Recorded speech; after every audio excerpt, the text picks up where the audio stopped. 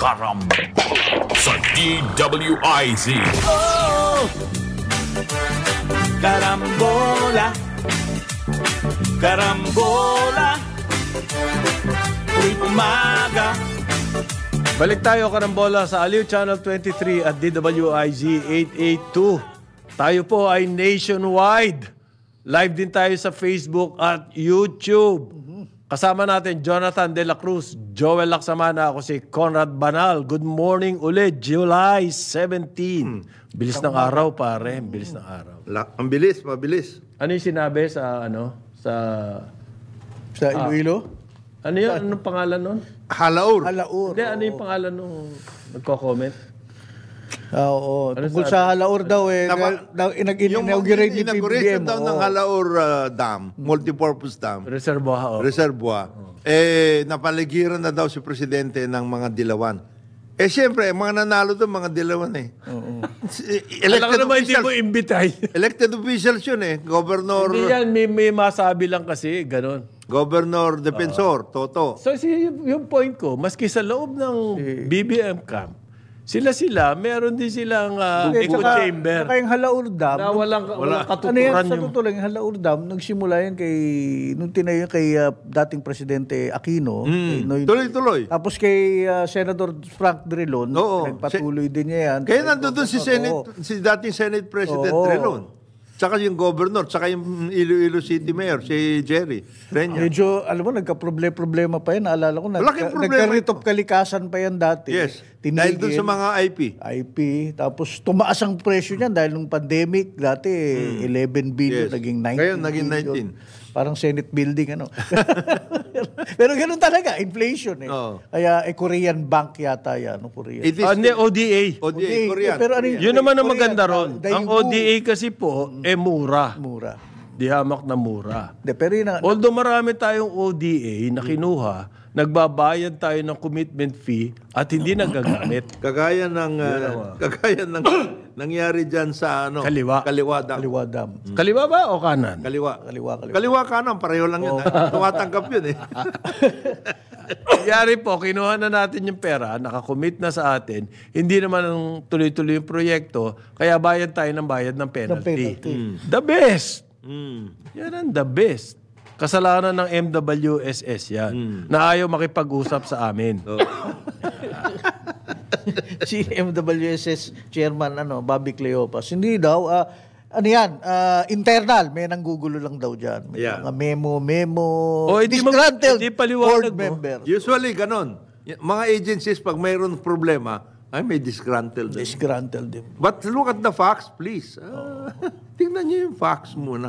Ano yan? Hindi naman secret. Disgruntled dyan eh. I stand by my story. Yan. Disgruntled yung Disgruntled dyan. Hindi naman ito kagaya ng na secret and terms and conditions maliwanag eh. Pinamadali ninyo yung paglalabas ng mga penalty payments eh. Ganon. Okay.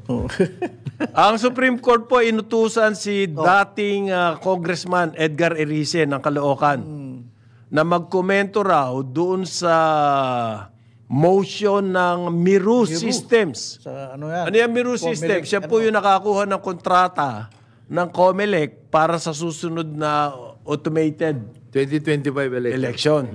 Oo.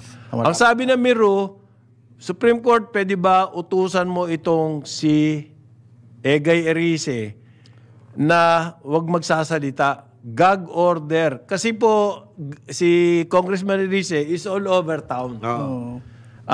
Salita na salita, sinisiraan yung kontrata and everything. Sinisiraan din niya si George Garcia. Sinisiraan si George Garcia tungkol doon sa kontrata with Miru. Samantalang mayroon siyang petition sa Supreme Court regarding the same thing. Kaya sabi ng Miru sa Supreme Court, pwede ba utusan mong wag magsasalita? Gag order. So sabi ng Supreme Court kay Erice, komentuhan mo nga ito, sinasabi. Bago magkomento yan, siyempre, tatalak muna. Siyempre. Pagkakataon niya yun eh. Ang gusto Kita mo, ayaw nila ako magsalita. Kita mo? Talagang inaano nila ako, ginagag order nila ako. Inalify daw yung contract. Diba? Tsaka TRO. TRO. Kasi may sense of urgency dahil sinisimulan Pag ninalipay, gamitin yung Smartmatic, counting machines na lang. Yung ba sabi ng petition? Well, hindi. But that is the net effect. That is the net effect. To compel COMELEC to use that. Hindi. Cancel ang election. Ay, iba naman daw. Cancel the election ka naman. Yung ba yung sinasabi ni Congressman Erice? Hindi kasi si Erice, nagsasalita. Sabi, iko-contempt ko yan si Garcia. Oo. Dahil, Pinagbantaan niya ako. Tsaka pinagbantaan niya Supreme Court. Subjudice daw. Tapos nagsalita siya, subjudice. Siya rin, nagsasubjudice. Sasubjudice. Pareho lang kayo eh. Wala na. Panahon na ito ng mga ganyanan. Kasi sinabi po ni Chairman, pag nangyami nagkataon, manual tayo. Elections. So, nagalit si Erice. Subjudice yan. Oo. Saka tinatakot mo Supreme Court. COMELEC, siyempre po maghahanda yan. Oo. Merong nakabinbin, may nakabitin na, paano kung if the decision goes against the COMELEC? Paano yun? Automated. Kailangan maghanda ang COMELEC. Kaya sinasabi niya na malamang mapunta tayo sa manual. Sabi ni Erice, subjudice yan. Okay. Hindi naman po pwedeng basta na lang. So, bumalik kami ro, sabi, patigilin nyo yan. Busalan mo nga ang bibig dito. Yan. Yung gag po. Yung it's a crude term. Yes. Gag, ibig sabihin bubusalan ka. Bubusalan yung bibig mo na Supreme Court. Blatantly unfounded. Yan. Absurd daw Yan. yung mga accusations. Claims ni... Sabi nino. ng Miro. Ni George. Chairman. George. Yung pera, tungkol sa pera. Isa lang makaka-resolve niyan maglabas kayo ng prueba. Kasi sa ngayon, puro salita. Kung ako si Chairman... Puro salita and therefore nasisira yung preparation for the elections. Na-discredit ang elections. Ng salita. Na walang Ang sa akin... Walang preba Walang kapreba. Kung maglabas kayo, siguradong tigil yan. Ang problema nga ang nangyayari ngayon, puro propaganda. Pare. Ang nangyayari nga dyan, unverified. Coming from anonymous source. Paano? Bitch, but I stand by my story. I stand by story. Pwede ba yun? Yan ang hindi maganda. Pangit na. At saka nakakasira yun. Talagang super nakakasira. So, Chairman Garcia has every right to file a case. Namamalain sila. Unduly malign. Unduly?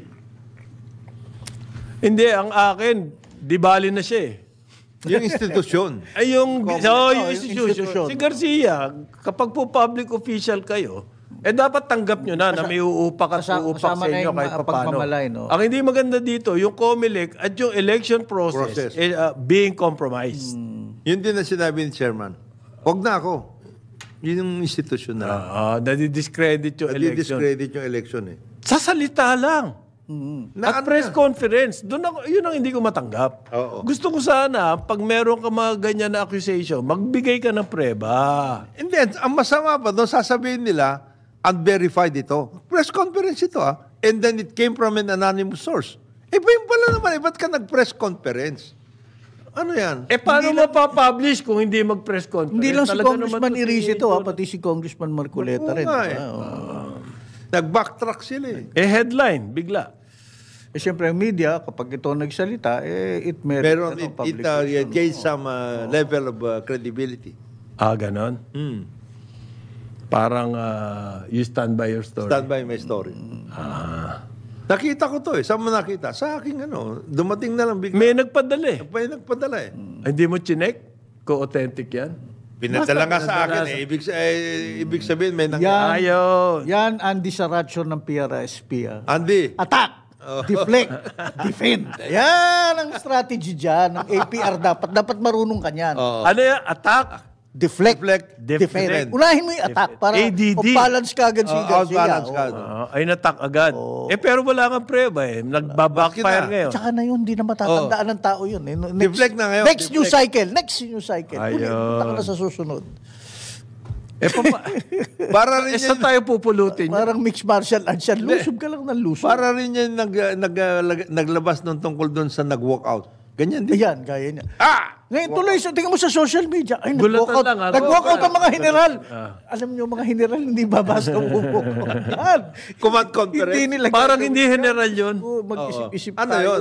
May pagkaano yun? Ayan po, kukontra yan, pero in private, titirahin niya yung boss niya. With all due respect, sir. Sir, yan.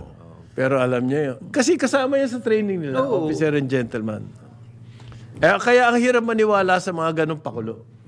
Wag na. Ako kung walang prueba, unless I see a video or what.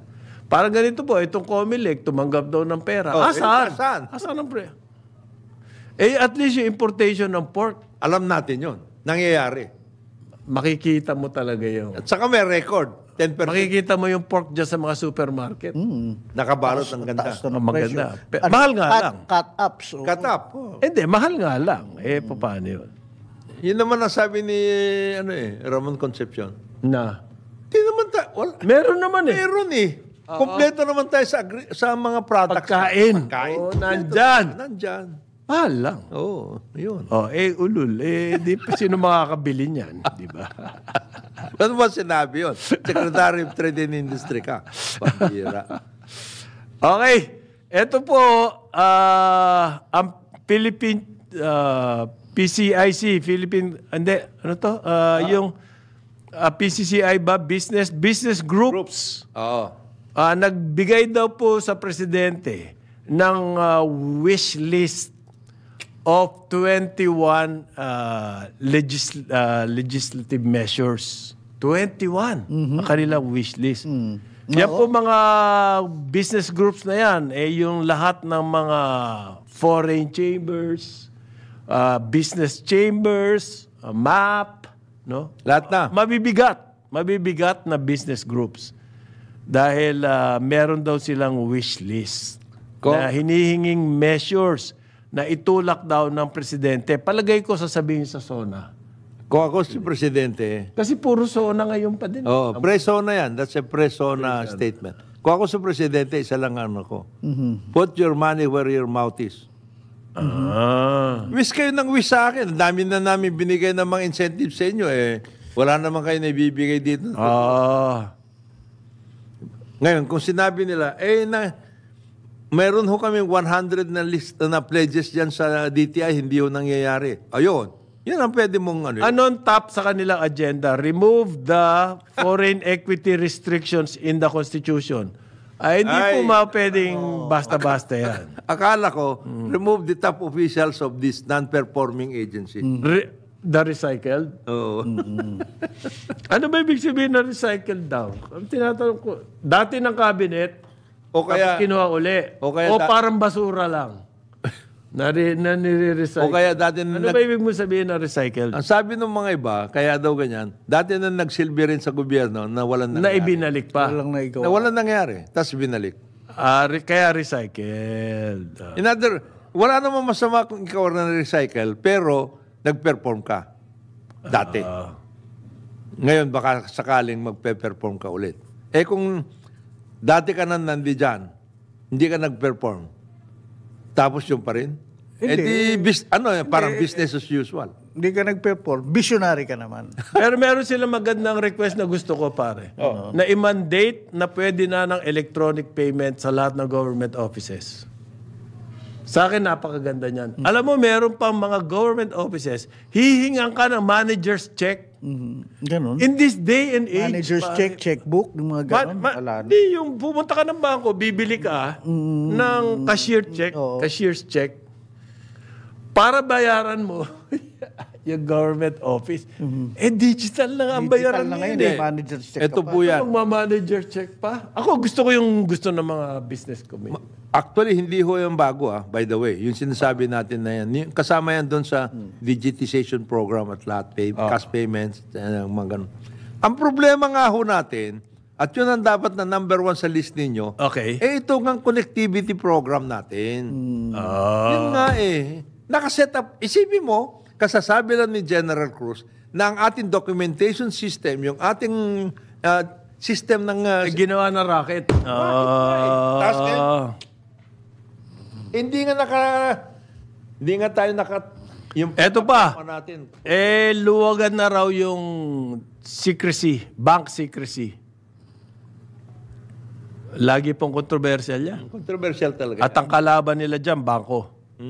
Mismo. Kasi yung pag niluwagan mo yan, yung mga criminal syndicates Open to attack ang bangko. Ayan, ako. Yan, open to Criminal attack. syndicates. Ngayon nga. Tsaka yung mga individual. Ngayon nga. So, pwede nang kunin yung iyong mga particulars in the bank. At titirahin ka ng mga kidnapper. Ngayon nga, hindi nga maluwang yan. Napagluloko na ng maraming tao sa korporasyon. Well, luluwangan mo pa? Totoo yung sinabi mo, prisona to. Marami naman talaga nagpiprisona. Ano yung prisona ng, ng DOT? Hindi. Sa Department Department of Tourism. Oo. Medical tourism, bro. Maganda. Oo, at marami daw. At sinight nila yung ilang ospital. Pero no thanks to the DOT. No, thanks silang gawa ng trabaho. I mean, that was a project ng St. Luke's and the other medical institutions. Medical City, St. St. do Luke. this in spite of you. Yeah. Where's the campaign?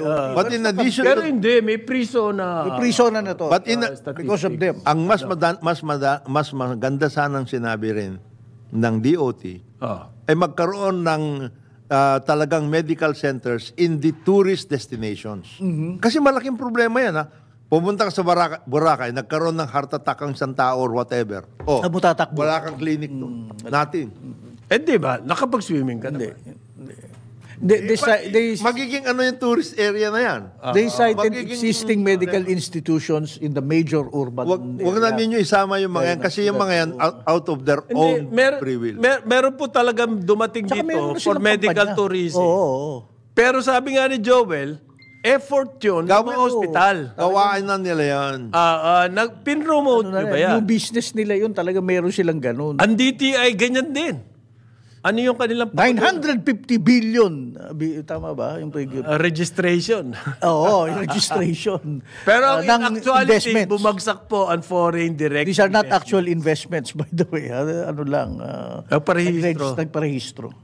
In actuality, bumagsak ang foreign direct investments natin noong nakaraang first half. Okay. Ang sabi ko nga, ang Department of Prison na yan, Tourism, mga ang prison pinakamagandang gawin, sila na mismo, on their own, you cannot expect the private sector to do this. On their own, magtalaga ng mga medical centers na maaayos in the identified At least yung emergency, tourist, kaya tourist destination. Palawan, Boracay, Yan. Siargao, Yan, mga Bohol, hindi, Cordilleras. nililipad ng helicopter yan, pare. Oo nga, nasaan yun? Sinong kausap nila? May kausap ba silang helicopter medical care? Kaya mong i-airlift. Na airlift mo. Busy po kami nagre-review na statistics eh. Uy, ang gandang istorya niya pag magawa mo. Ha? I mean, in town Sinadjust- ka, international story pa yan. Actually, sinadjust natin yan kay Secretary Ted as part of the program. And then yung hospital ship. Hospital ship para sa island. Okay. Na pwede I hope that will be undertaken. Isipin mo na may helipad doon, ililipad na lang doon sa hospital ship. Maganda nga yan kung aatupagin Nakaplano. ng DOT. Nakaplano Hindi yan. nga yun naatupag. Campaign nga, wala eh. Ay, yung mga committed ba? Ang tawag doon? Kumita. Iba yun, pare. Kasi po nag-commit na sila ng mga kontrata. Di ba? Sila mga Geyser Maclang nga, nakakuha na dyan, 150 million. Sino? Ano yung kay Hilchua? Ayun sa, ano, Ka-sosyo si Paul Soriano, parang gano'n eh.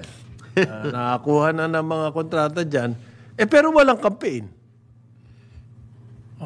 Ano nangyayari dyan? Wala. The mere fact na tayo ay nag-criticize o nagsasalita tungkol dyan is already part of the campaign. Ayan. ayun. Na ano tayo. Mapag-usapan na. Pag-uusapan na. Galing mo. In fact, yung video clip natin ganito, i-attach nila Yan. doon sa delivery. Kita mo? Oh, ayan ha. Pag-bill nila doon sa kliyente. Ayan. Nag-usapan ni Kong Jonat at ni Conrad Conrad. Banal. Pakulo namin yan. Ano sasabihin? Pag walang yan. Di namin nakita. Yung pakulo yun eh. Inuupakan namin kayo eh. Paano nyo naging pakulo yun? Eto pa.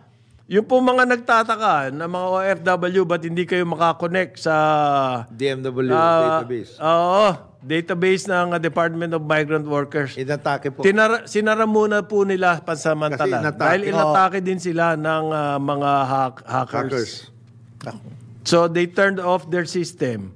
Baka, ano daw po, safety. Yes. Ako payag ako doon. Mabuti nga. Mabuti din. May ransomware attack. Ibig sabihin po, no, may umaatake ng sistema nila at hinihingan sila ng pera. Oo. Pag di kayo nagbayad, sisirain Kaya namin yung sistema mo. sistema. Therefore, ang database ng lahat ng OFW Yari. ay mayayari.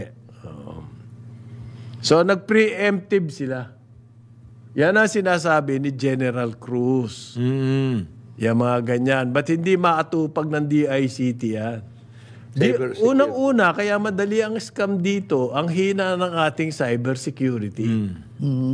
Talagang pupupugin tayo ng mga criminal syndicates. With or without, Ay, sarap sa Pilipinas, parang piyesta. Piyesta tayo doon. Parang piyesta. At saka- Scam. Saka magagaling ang mga Pinoy. We can always make use of them. Galing yan. They are more than AI. Pero ano daw po, ginagawa na nila ng paraan. They're coordinating with DICT. Patay. Meron kaya mangyayari dito? DICT? Para daw po matigil lang yung hacking, magbubukas ulit sila. Okay. Yung mga nangangailangan na OFW, nangangailangan OEC. po ng OEC. Overseas Employment Card.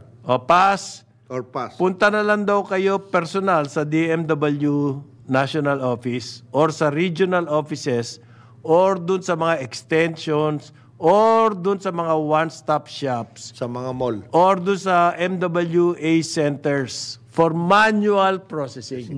Yan ang nagpapakita. Pasensya na po kayo dahil Niyari, in ransomware. niyari tayo eh. Dahil tutulog-tulog itong ating mga NTC, ano ba? Are you there? Are you there? Kakatukin dapat yan. Anybody home? Ayun. Tuloy-tuloy pare. Oo. Lahat na lang ng offices na dadali. Armed Forces.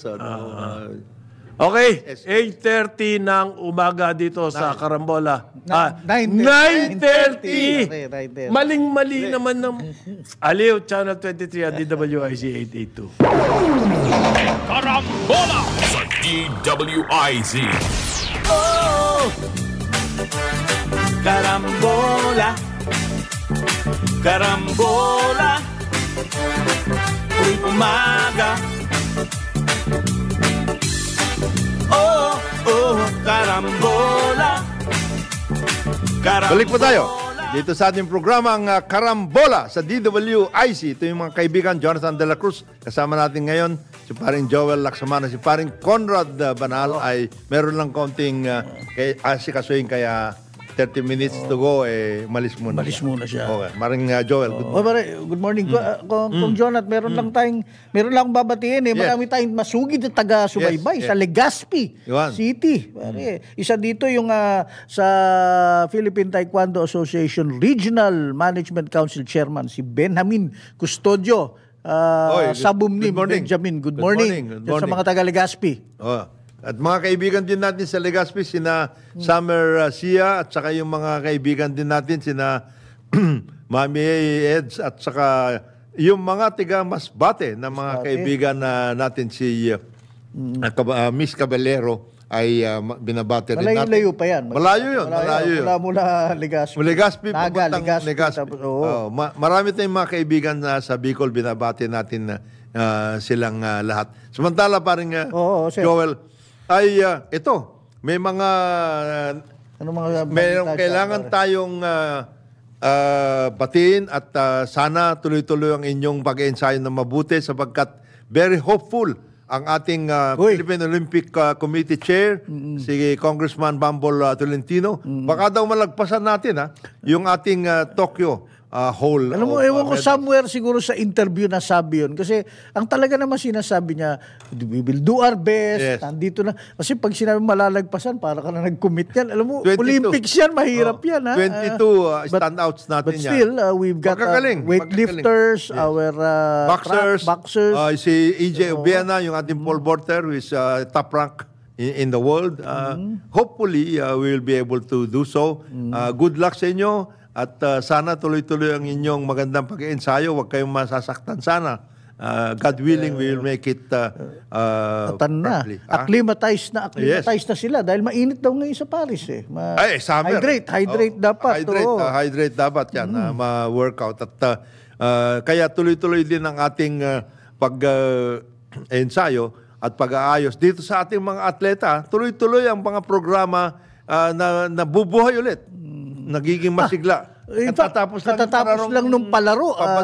NCR as usual, malakas ang ang kanilang performance, but yung ibang mga regions malalakas din. Central Luzon, Western Visayas, Eastern Visayas. Kasi yan ang maganda kasi ang grassroots program pinag-iigi talaga ng DepEd, which is sila yung kasing department. Sila nakapag-ayos.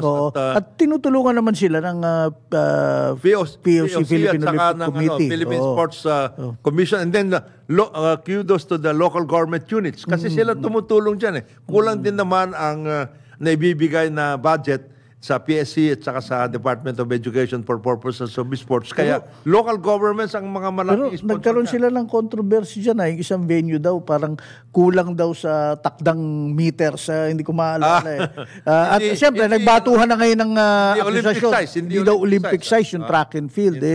Ayun well, I bet to confirm that. Mahirap namang hindi. Nangyayari. How do you break records kung hindi tama yung yung size ng track? Mahirap yun. You cannot even claim any kind of record-breaking operation. Yung contractor pati na yun, dapat yata medyo hanapin at mag-explain ka. But kinulang na 1 metro, hindi ko yan? Bakit ka kinulang ng 1 metro? May nangyari ba? Naubusan ka ba dyan o what? Nakuha ba sa sa percentage? Pero in the meantime, pero congratulations Cebu for holding a successful palaro. Congratulations to DepEd. Tuloy-tuloy sana to. Tuloy-tuloy sana to. Ewan ko lang kung saan ang next venue pero Cebu was pretty good. As a venue. Good host ang Cebu. At siyempre kina Governor Gwen Garcia and the members of all of the LGUs in Cebu. Magaling ang inyong pag-host. I suppose ang next na hosting niyan Mindanao naman kasi Luzon, Visayas, Mindanao. Sa susunod siguro next year, dyan na sa Mindanao yan. And they have good sports facilities in certain places in Mindanao. In the meantime, umiinit, parang Joel, umiinit. Papasok na kasi yung October 7 filing ng certificates of candidacy for all of those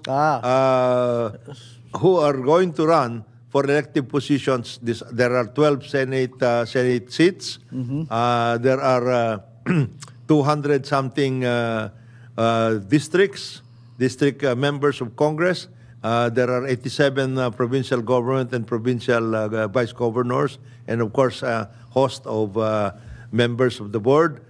City mayors, vice mayors, at lahat. Local government units. So ano na yan? Talagang planuhan na at last year pa, pero ngayon talagang umiigting. Parang Joel. So this early on, kasi I am familiar, for example, nakwento sa akin ang ating kaibigan si former Mayor Bengoy Yap sa Tarlac. Panay daw. Well, hindi na siya. Very coy siya, pero alam mo naman dyan, mga decision na dyan. Mas nakakaalam ka. Kailangan mag-meeting talaga. After 7 terms na siya, no?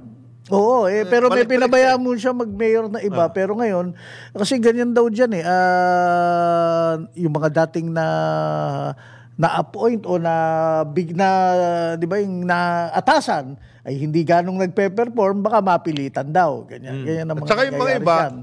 So, o kaya hanap ka na ibang manok. At saka yung mga ibang nakasama mo o tinulungan mo para manalo, ayaw nang umalis. Precisely. Nagustuhan na masyado sa posisyon.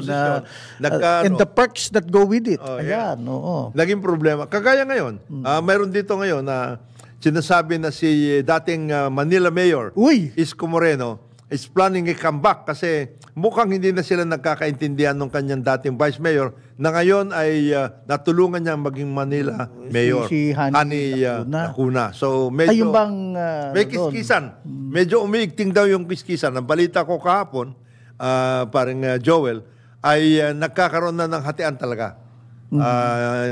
Kasi dyan sa Manila, ano sila, the ISCO team, and I will say the ISCO team, which is now of course the Hani team, na tinurn over dyan ni Mayor Isko Moreno. Ano sila? Solid sila. Solid na solid.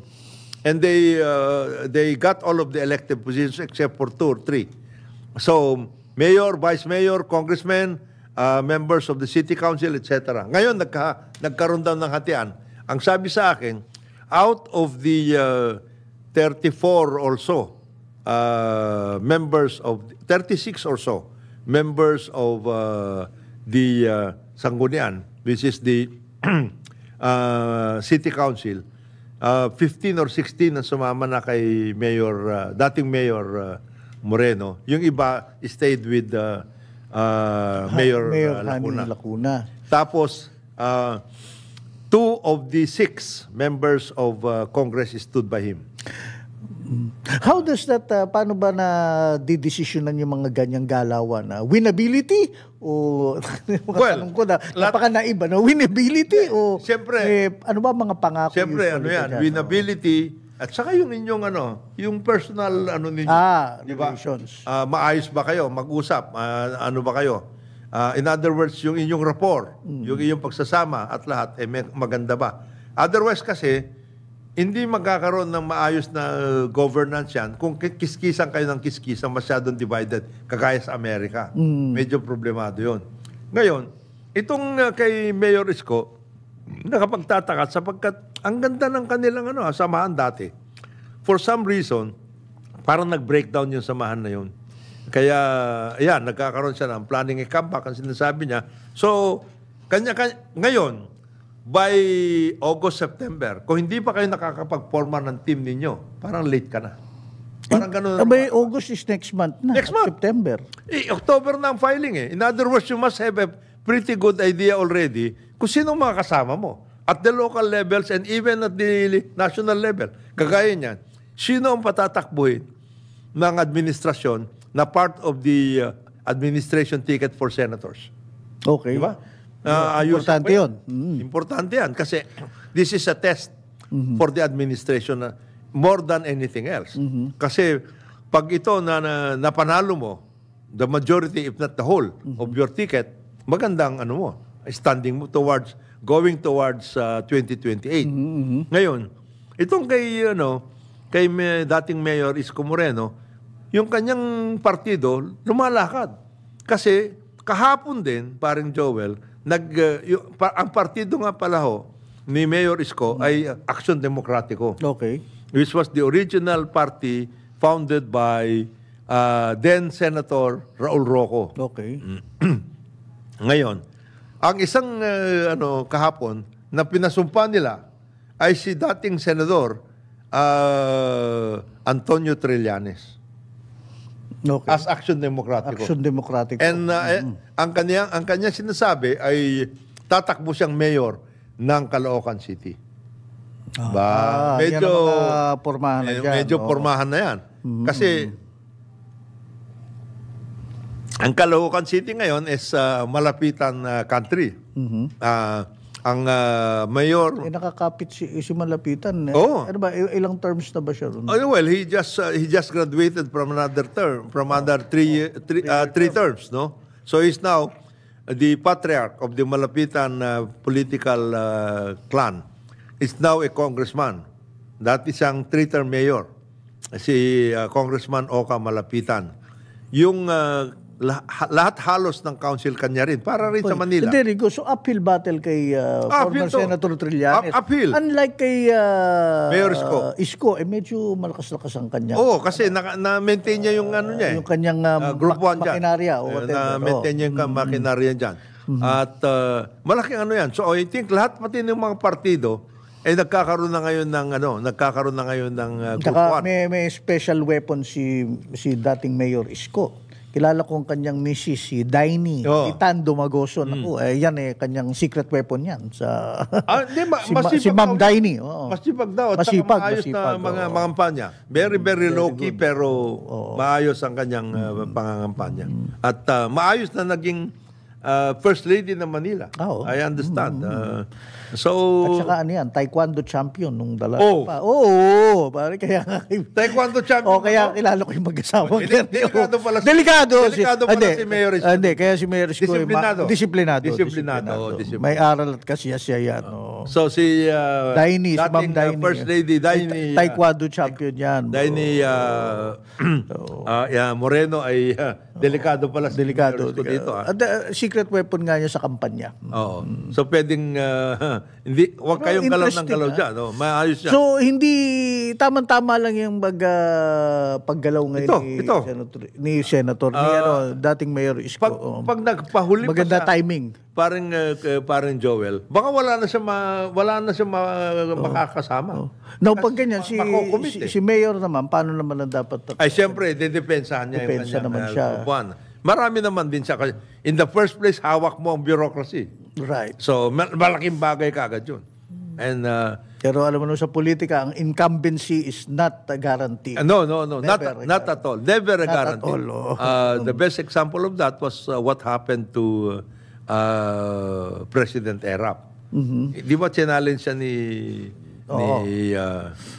Isko, Mayor Isko in 2019. Last term ni President Erap sana as mayor.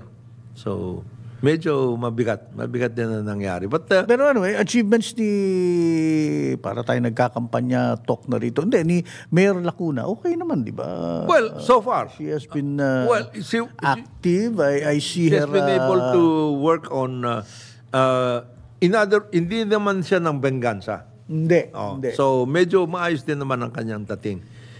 We just don't know kung ano mga issues na pwedeng ilabas at this point in time kasi ang sinasabi naman ng iba, lalong dumami Manila naging problema nga At saka naging masyadong maano ang mga kamag-anak. Mayroong ganong issue. But we will leave that to them at this point in time. Pagdating ng campaign period, dyan natin dyan na lalabas yan. No? Marami lang talagang ngayon. Like for example, in the case of the national parties, ang understanding natin is that the President's Party, Partido Federal ng Pilipinas, has been in alliance talks. In fact, they have signed alliance agreements with various parties. Lakas, NUP, NPC, all the major parties are already aligned with the President's party, Partido Federal ng Pilipinas. And that goes all the way down to the councilor level. Siyempre, mag-ano na yan. The only problem with alliances like that is ano ang magiging hatian ninyo. Kasi siyempre, may kanya-kanyang grupuan din yan down to the level of councilor. So, anong pwedeng gawin ninyo dyan? That is the issue that will come about, no? Pero, ang handaan ho natin ito. Kasi talagang, ito Pero na napansin ko doon sa, sabi ko sa'yo, galing ako sa Bicol. Sa Bicol.